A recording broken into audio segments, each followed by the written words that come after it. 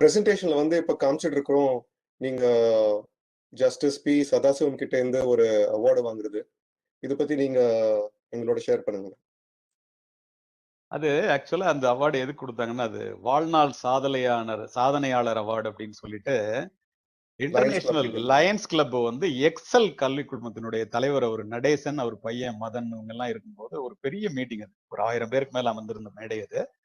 அதுல வந்து 5 வருஷம் 7 வருஷத்துல நான் பேச ஆரம்பிச்சு 1000 மேடைகளை கடந்து 10 லட்சம் பேருக்கு மேல இளைஞர்களை பார்த்துட்டேங்கிறதுனால, அது யாருமே இது வரைக்கும் செய்யாம இருந்ததுனால ஒரு விழா ஏற்பாடு பண்ணி லயன்ஸ் கிளப் வந்து என்ன என்கரேஜ் பண்ணணுங்கிறதுக்காக கொடுக்கணும்னு நினைச்சாங்க. அதை தெரிஞ்சோன்னா அவர் justice Sathasivam sir present governor அவர் ஃபேமிலியோட வந்து அந்த அவார்டை கொடுத்தாரு.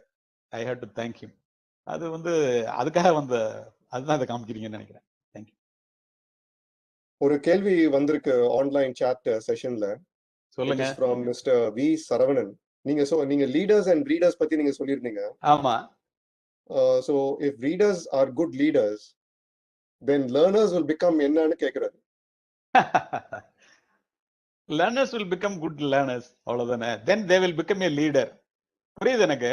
நிச்சயமா வந்து அவங்க வந்து பெரிய லீடர் ஆவாங்க. அவங்களுக்கே போட்டியா தான் வருவாங்க அவங்க. There is also another question that has come online through the online chat. This is from Miss R. Durga. She says, quote, "Sir, after so many years, when you look back at the path that you walked on, how do you feel and what advice from your life would you give us, sir?" Unquote. பயங்கரமான கேள்வியை கேட்கறாங்க எல்லாரும். வாழ்க்கைங்கிறது வந்து நான் என்ன சொல்லணும்னு நினைக்கிறேன் அப்படின்னு சொன்னா, இந்த நேரத்துல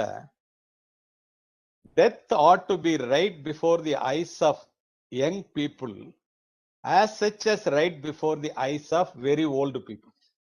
ஏன் அப்படின்னா, நமக்கு இறப்பே கிடையாது அப்படின்னு நம்ம நினைச்சிட்டு இருக்கிறதுனாலதான் தப்பு பண்றோம். வயதானவங்க எல்லாரும் பாருங்க, நம்ம யார்கிட்டையும் பகைச்சு கூடாது, ரொம்ப நல்லா இருக்கணும், நியாயமா இருக்கணும், தப்பு செய்யக்கூடாது, பொய் சொல்லக்கூடாதுன்னு நினைப்பாங்க. இது ஓவர் நைட்ல செய்ய முடியாது.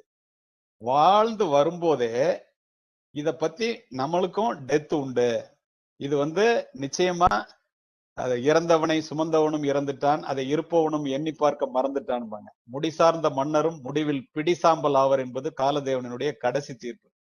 உலகாண்ட மன்னவரும் மற்றெல்லாரும் உயிர் இறங்கும் போதில் இதை கொண்டு சென்றார். நிலம் என்றால் 6 அடிதான், நெருப்பிலிட்டால் சாம்பல் இன்றி மீதம் ஏதோம்பாங்க. இதை ஏன் சொல்றேன்னா, எல்லாருக்கும் ஆளுக்கு ஒரு தேதி வச்சு ஆண்டவன் அழைப்பான். அப்ப யார் எழுதால் அவனுக்கு என்ன காரியம் முடிப்பான். இந்த கோவிட் நேரத்துல நம்ம பார்த்துட்டு இருக்கோம்.